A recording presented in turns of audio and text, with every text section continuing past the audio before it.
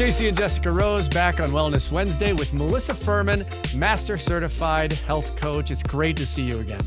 Hello, good morning, or hello, good day, I guess. Yeah, good day. Yeah, it's about nighttime for us already. So We've got to talk about superfoods. My wife and I talk about it. We hear the words, we see the advertisement. What is a superfood? What is a superfood? That's a great question. A superfood could be really considered a food that has lots of nutrients in it. Generally, it's low calorie and nutrient dense and low fat. So a lot of the superfoods that we'll find in our grocery stores, we'd like to have on our plates, they're often found in the produce section. So they have a lot of nutrients in them. Typically, they have a lot of color, like red cabbage and red onions and sweet potatoes.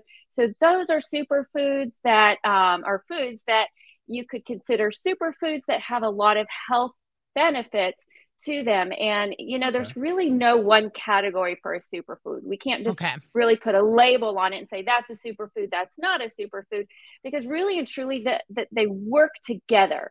Our body is a system. And so when we think about traditional Western medicine, we're used to having a problem and we take a pill.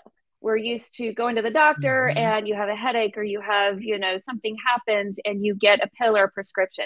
When we think about superfoods, they all work together to work in the body as a system. So what's really beautiful about these healthy foods is that they work together. And while they might help one thing, they're also helping the rest of your body. And so a lot of my clients will say to me, I have this problem and we work on it. And then one day they say, hey, I have more energy. I'm sleeping better. My wrist doesn't hurt anymore. And that's the beauty of eating foods that are considered superfoods.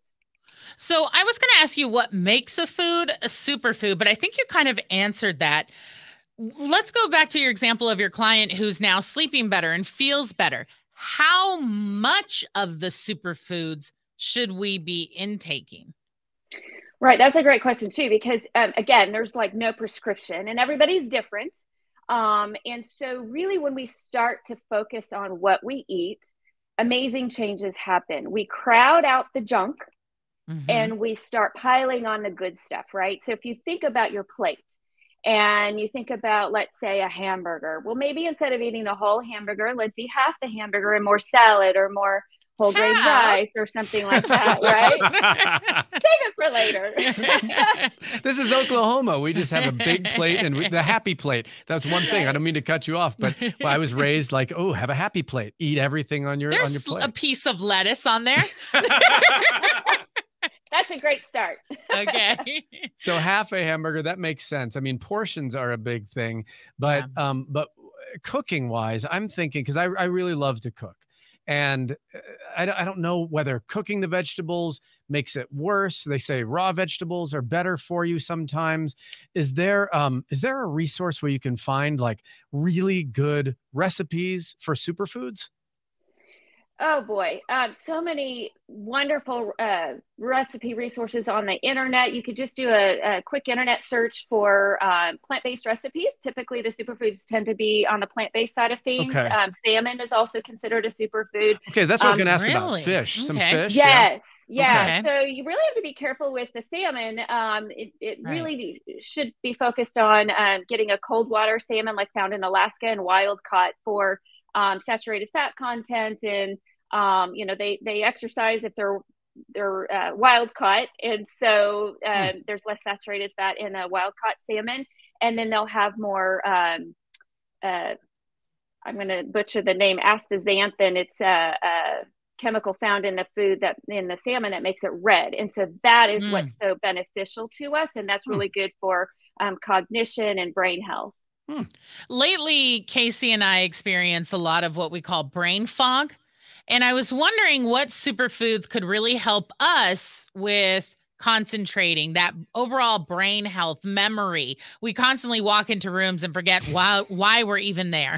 Yep. Yes.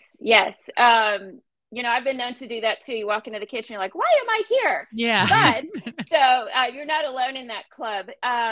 Really and truly, there's no one superfood that is ideal for brain health. You know, if you eat them all together, some things to keep in mind is the more plants you eat, that you're going to get more superfoods. So I tell my clients to eat the rainbow, and it's not the colored candy that we're talking about, right? You opened that door.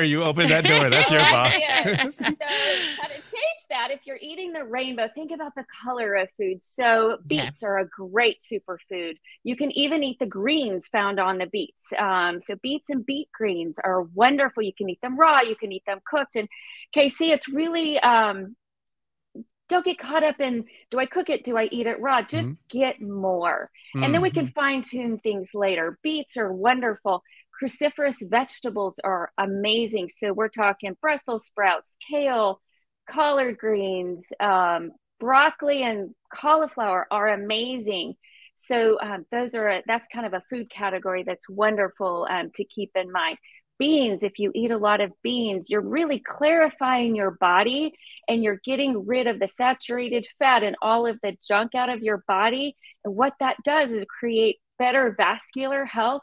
And again, our body is a system that works together, and that will clear up the brain fog. So I actually have a side question for you, because when I hear you say you eat the rainbow, my mind did not go to Skittles. That wasn't the first thing. But I'm hearing you list a lot of vegetables.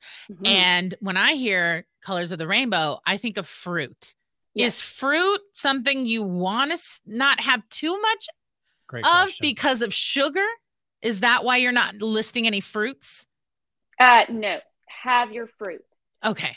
Absolutely. The reason why a lot of people are scared of fruit is because fruit does have sugars in it, but because fruit in its whole form is combined with fiber, the fiber and the sugar wrap together. And so when that is digested by the body, it is released slowly. So you're not going to get the sugar spike that you would say if you had, let's take apples, right? Yeah. Skittles, or if you had apples, right? So if you had apples, you're having a fruit, it's in its whole form. But if you had apple juice, you've lost the fiber and your blood sugar is going to spike. So that's a great example. So go for the fruits, go for the vegetables, and go for the whole grains. Great question. Okay. And one quick thing I need to ask you, just on a personal level, when you started being a health coach and when you started going plant-based, how did you change? What change did you feel? Wow. What did I feel? The first thing that I felt, and first thing that a lot of my clients say, is they have more energy. You know, I was in my 40s when I went plant-based in 2015, and I had gained weight. My clothes kept shrinking, right? And wondering, why is that happening? So I went plant-based. You want to pull out those maternity jeans just because they feel good? Right? Yeah, I know. Yeah, I know. The stretch is an amazing thing. So I read the research and I read books, and I just, my dad's a scientist, so that's what I do. And so I realized this is what I need. So I went plant-based, and I would say in about 2 weeks, my energy just skyrocketed. And then over time, and maybe over 2 months, I lost 6 inches around different parts of my body. So I lost 6 inches, and that was inflammation in my body. And then I did lose some weight. I didn't have a ton to lose, but I did have weight to lose. And I've kept it off ever since. That's incredible. Wow, you're just fantastic. Yeah, you are. Melissa Furman. MelissaFurman.com is her website. You can check out all of the resources there. Thank you for joining us again on Wellness Wednesday. It's a pleasure. Thank you so much for having me.